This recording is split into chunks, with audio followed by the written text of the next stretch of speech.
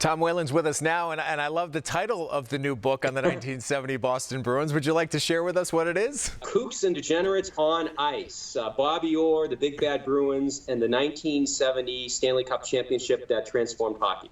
So can you believe it was 50 years ago? I mean, I'm 47, so I wasn't alive at that point, but I know exactly what that championship meant for this city, and for it to end in such dramatic fashion was historic, obviously. I can't believe that 50 years have passed since that team won the title. Well, I was about 4 years old when that happened, and I remember watching the clinching Stanley Cup game live. I actually saw Bobby Orr's goal, and it's something that just has stayed with me the rest of my life. And when you think about it, that Bruins team, as much as Tom Brady and the Patriots have captured the imagination of New England over the last 2 decades, Bobby Orr and the Bruins owned New England and Boston even more so than Tom Brady and the Patriots have recently. I mean, they were the most colorful team, arguably, in hockey history.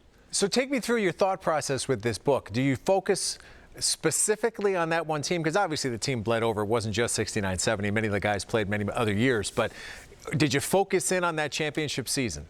Yes, that specific championship season. And I kind of give a chapter of the lead up, how the Bruins entering the 1960s were one of the worst teams in the NHL. They went 6 straight years without going to the playoffs, back when the NHL was only a 6-team league.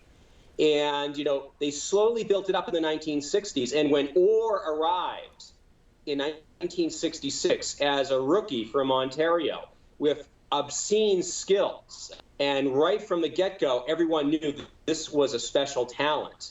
And, you know, later the Bruins acquired Phil Esposito in one of the most one-sided trades in hockey history.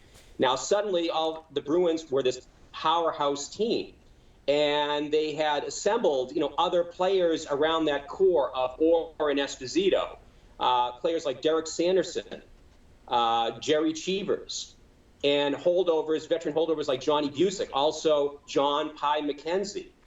And this was a loaded team, and by the 1969-70 season, they were ready to take the Stanley Cup.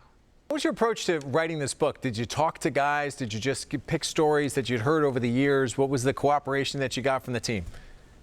I relied mostly, I talked to, you know, like Derek Sanderson and guys like that, but I relied primarily on the archives of the Hockey Hall of Fame in Toronto, Canada, and they are extensive. And also, many of the players, I didn't quite realize until I researched it, had done memoirs, and they were quite specific about that 1969-70 season. And the stories I came up with was just, you know, they're head-shaking, and they're very colorful. And again, that kind of underlines the point just how special a team this was. And it's amazing to think that it happened 50 years ago. And man, wouldn't it be nice to have some hockey right now, because we certainly need it. I agree, and let's hope, knock on wood, that we'll be able to see that soon.